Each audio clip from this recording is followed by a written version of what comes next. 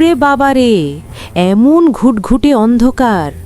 আমাদের পলাশ ছিল খুব ভীতু ছেলে। বিশেষ করে বটতলার এই চায়ের দোকানটাকে সে ভীষণ ভয় পেত। সন্ধে হলেই মনে হতো দোকানের ভাঙা দরজায় যেন কোনো ভূত দাঁড়িয়ে আছে। দোকানের মালিক রবিন চাচা মানুষটা খুব ভালো, কিন্তু দোকানটা দেখলে বুক ঠিপ ঠিপ করত পলাশের। সেদিন রাত, আকাশ ভেঙে বৃষ্টি নেমেছে মুষলধারে। ঝড়ের দাপটে বাড়ির কপাট কাঁপছে, আর কারেন্ট নেই।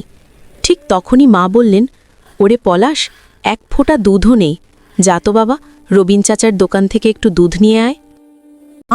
এত রাতে? এখন তো দোকানের সামনে আমার খুব ভয় লাগে। মা বলল, ধুর বোকা, এত ভয় পাস কেন? পাইনি। একদিকে মায়ের হুকুম, অন্যদিকে প্রবল ভয়। টর্চটা হাতে নিয়ে গায়ে একটা চাদর জড়িয়ে পলাশ চলল। হঠাৎ দোকানের দরজার কবজা থেকে একটা আওয়াজ হলো।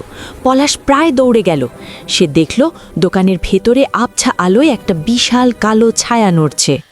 চাচা, ও চাচা, দুধ আছে, থাকলে তাড়াতাড়ি দাও।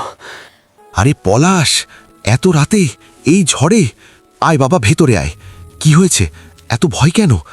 ও, ওই কালো ছায়াটা দেখেছিস বুঝি? ওটা তো আমার পুরনো চাদর, হাওয়ায় নড়ছে। আর ওই ক্রিক শব্দটা, দরজার কবজাটা পুরনো তো, তাই। রবিন চাচার হাতের গরম চায়ে চুমুক দিতে তার সমস্ত ভয় কোথায় যেন পালিয়ে গেল। বাড়িতে দুধ নিয়ে যখন ফিরল পলাশ, তখন সে আর আগের মতো ভীতু নেই। সে বুঝতে পারল আমরা অনেক সময় না জেনে ভয় পাই। একটু সাহস দেখালে অন্ধকার রাতও আর ভয়ানক থাকে না।